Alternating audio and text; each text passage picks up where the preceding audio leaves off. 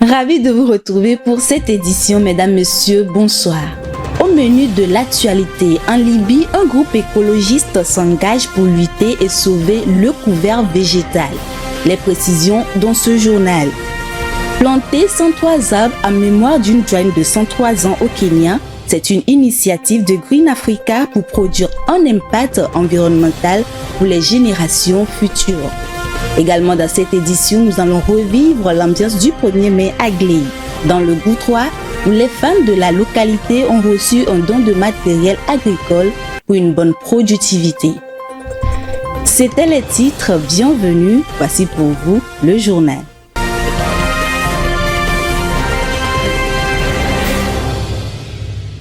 Autour d'un tournoi de football, la population de Gley s'est regroupée ce lundi 1er mai. À la fin du match, un don d'outils agricoles est offert aux femmes de la localité pour leur permettre d'avoir une bonne productivité agricole. Le compte rendu avec Vivace Amana. L'amélioration du bien-être des populations est une préoccupation des autorités. Les populations de Gley dans la commune de Logoutrois ont reçu dans une ambiance festive ce 1er mai 2023 des dons de matériel pour l'amélioration des activités agricoles. Ces dons sont l'œuvre des cadres de Gley qui ont à cœur de contribuer aux initiatives des plus hautes autorités du pays en soutenant les initiatives locales. Nous avons œuvré pour ce tournoi pour 3 objectifs. Le premier, c'est de soutenir la vision du chef de l'État, la feuille de route gouvernementale 2025. Et nous avons compris qu'après l'étape, il ne faut pas attaquer, il est impérieux pour les cadres de Logou d'apporter ou de soutenir le chef de l'État, la vision du chef de l'État au niveau de l'agriculture, qui est la redynamisation de l'agriculture et la souveraineté agricole. L'accent est mis sur l'agriculture parce que dans la feuille de route gouvernementale, en son as 2, le chef de l'État met l'emphase sur l'agriculture. Et nous avons compris que sans l'agriculture, nous ne pouvons rien faire. Mais aujourd'hui, vous voyez que nous avons associé l'agriculture à un événement sportif. Parce qu'il faudrait manger sain, il faudrait manger bio, il faudrait manger propre pour bien se porter. Et il y a une corrélation parfaite entre l'agriculture et le sport. Et aujourd'hui, nous prenons aussi le Made in Togo. Nous prenons les valeurs sur la promotion de la consommation locale. Et la terre de Gley est une terre essentiellement agricole. Donc nous avons compris qu'il faudrait que nous accompagnions les femmes et jeunes. La dynamique aujourd'hui, pour cette année, des cadres de Logou, c'est d'accompagner les femmes et les jeunes de Logou à promouvoir l'agriculture. Aujourd'hui, nous sommes retrouvés à cette fête des travailleurs le 1er mai pour célébrer les travailleurs. Et quand on parle des travailleurs ici à Gley, en partie majorité, c'est les agriculteurs, c'est les paysans. Aujourd'hui, nous savons tous, la politique du gouvernement, c'est de valoriser l'agriculteur, les producteurs, c'est de les mettre dans la nouvelle technologie, c'est la mécanisation de l'agriculture. C'est dans cette logique que nous avons jugé bon de rassembler la population autour du ballon rond, autour d'un tournoi que nous faisons l'apothéose tout de suite, pour dire aux paysans que le développement de notre commune a besoin de tous. Et ceci, c'est grâce à l'initiative des cadres de la commune, des autorités locales de la commune mises ensemble que nous avons pu atteindre cet événement que nous vivons tous en ce moment. Cette remise des dons aux coopératives de femmes agricultrices est couplée d'un tournoi de football qui a rassemblé les équipes de la localité.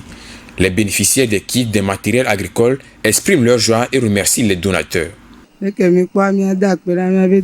remercions nos autorités pour leur générosité. Avant, nous avons des difficultés dans nos activités agricoles, mais les kits agricoles que nous avons reçus vont beaucoup nous aider. Nous invitons les cadres de notre milieu à toujours nous soutenir à l'avenir. L'objectif de cette première édition est de regrouper les fils et filles de Logou 3 à Gléy. La remise des récompenses aux vainqueurs du tournoi de foot a mis fin à cette première édition en présence de plusieurs cadres de la localité. Au Kenya, une doyenne de 103 ans s'en est allée. Pour ses funérailles, la Fondation Green Africa a décidé de planter 103 arbres. Cette initiative a pour objectif de produire un impact environnemental pour les générations futures. Irène Papadina pour les précisions.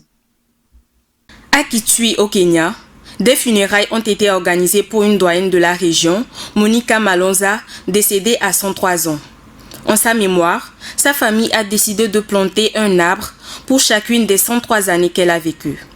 L'initiative Plante ton âge est menée par la Fondation Green Africa qui affirme avoir déjà planté des millions d'arbres dans le pays.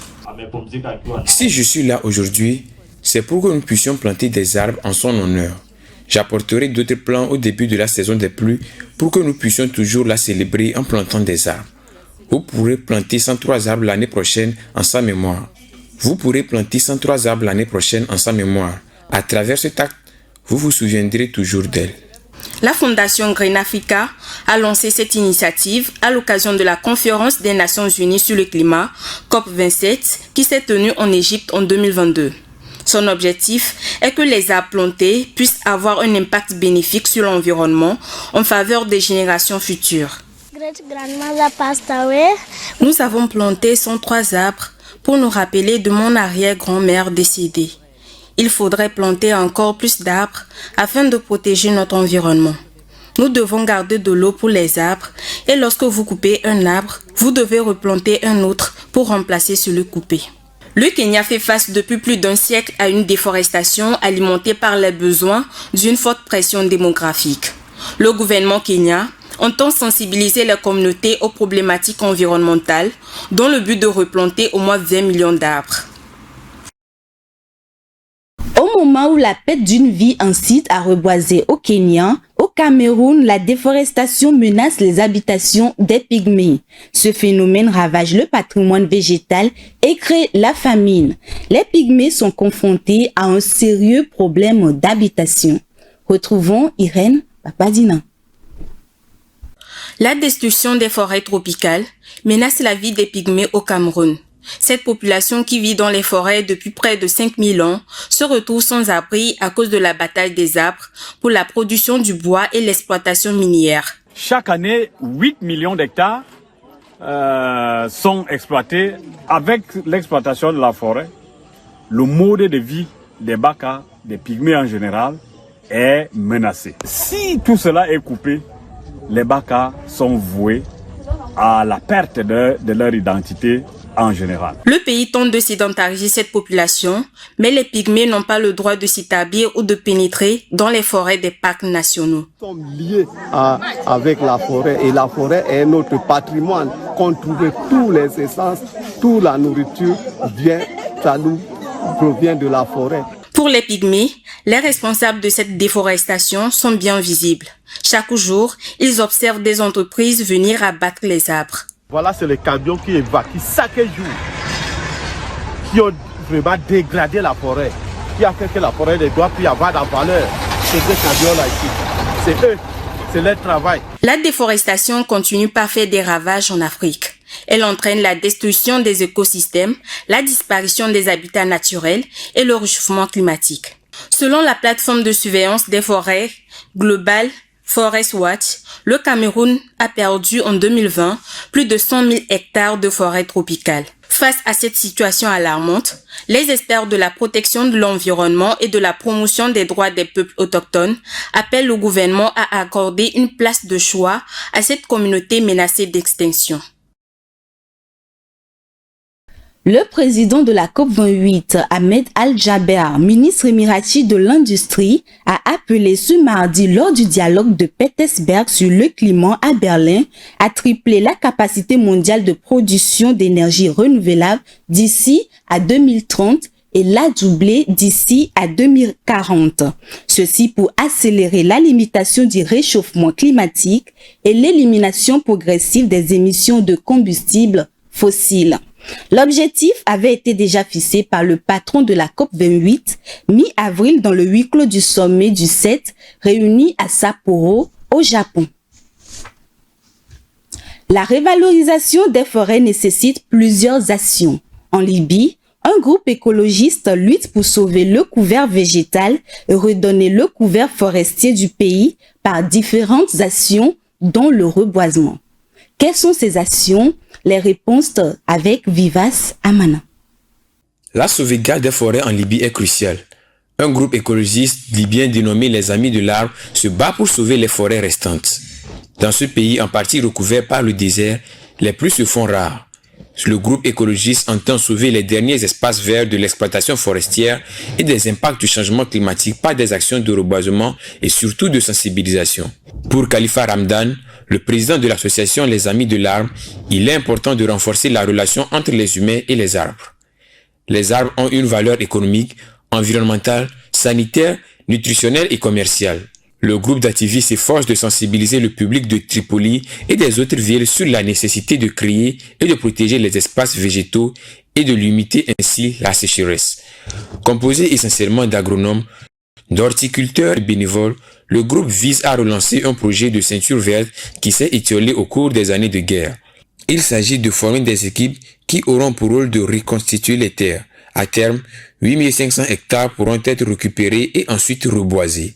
La police agricole libyenne a recensé ces dernières années près de 1700 conflits impliquant des activités d'exploitation forestière non autorisées. Les autorités de ce pays, affaiblies par les rivalités et l'insécurité, peinent à assurer une gouvernance stable, particulièrement en matière de protection de l'environnement. Il faudra prendre des mesures nécessaires pour redorer la couverture forestière de ce pays de l'Afrique du Nord et contribuer à limiter les conséquences du changement climatique. Aux USA, plusieurs organisations ont déposé plainte contre le régulateur aérien américain SpaceX ce lundi. Suite à l'explosion de la fusée, les organisations s'inquiètent des conséquences environnementales de l'explosion en vol de la fusée Starship, la plus grande fusée du monde. Suivons le commentaire.